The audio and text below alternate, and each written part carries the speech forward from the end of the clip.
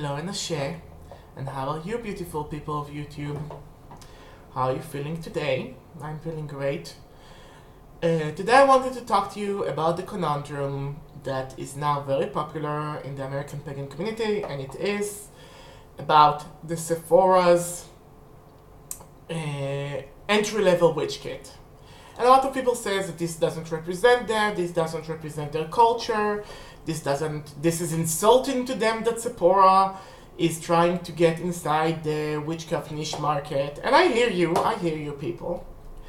But I think that is actually a good thing. I think that it's very nice that they have a witch kit. Now, for those of you that don't know, Sephora is gonna get a $42 witch kit that has a rose quartz, a white sage smudge stick, a tarot card deck, and nine perfumes in it. And a lot of people are saying this is not what a big entry-level witch kit should look like, and why is it like that? And I'm like, that's actually a good thing. And the reason why it's a good thing is because the world opinion about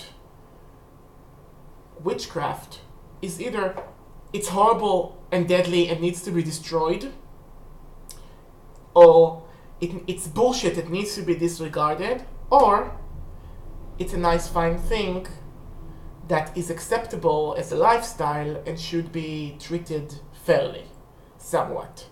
Unless you are a witch, unless you're in one of the witchcraft religions like Wicca, or like Reclaiming, or whatever tradition or what have you.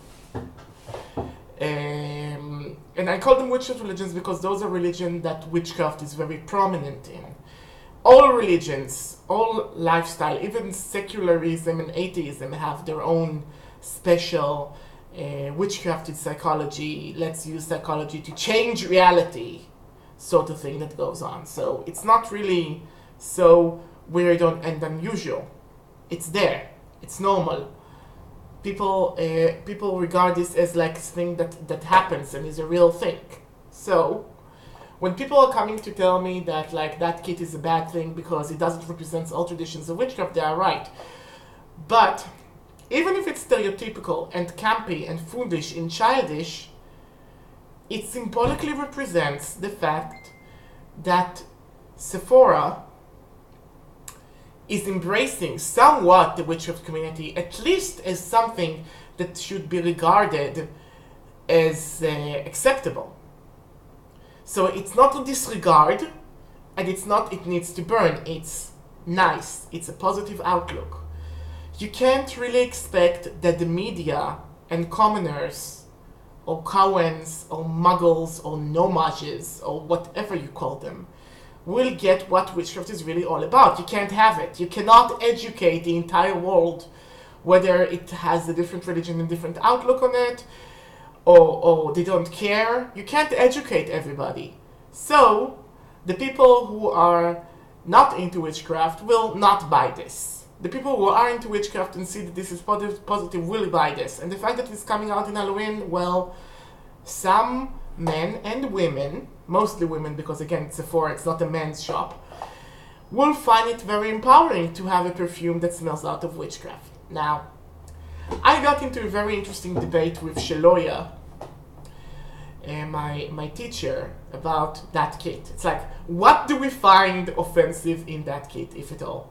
And she said she doesn't like the smudge sticks because, you know, even though she's Native American, smudge sticks are overused. There are other herbs that could be used, and also it's not wrapped individually, so it's like not treating the sage well, meaning if a little girl or somebody will try to light it, it might fall apart in their hands and burn them.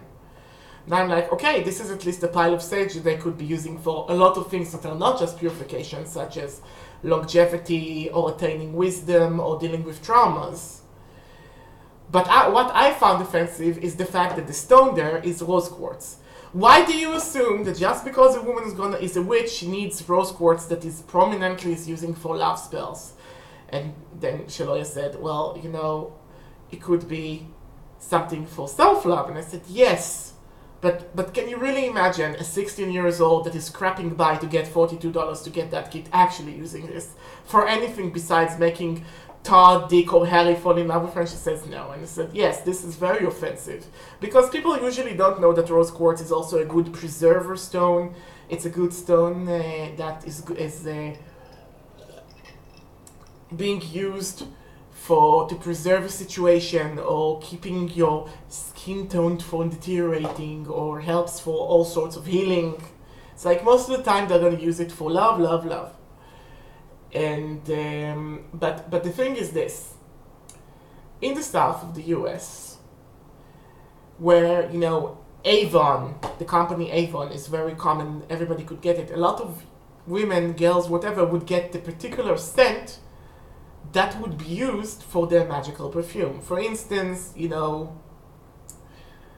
at the time, Shaloya used soft musk. They don't make it, it's a different formula, don't try it today. But back then she used it to protect herself from domestic violence. And perfumes, as the gift from the goddess or the demoness Lilith, if you like, as cosmetics, as a gift of the falling angel, is used in the witchcraft. So it's not that perfumes and the conditions they arouse are not something that could be used in witchcraft. Okay? So the fact that there is three items that are specifically spiritual and new age that are safe, at least the tarot card, at least the rose quartz and the smudge sticks are somewhat safe. Like somebody could keep them without getting dejected by their Christian family. The tarot cards, not so much, and needs to be hidden. The perfumes could be used as much as you like, and nobody can come to you and tell you, oh God, you are wearing perfume like Jezebel, and you are using this to influence the mind of your father to give you more money.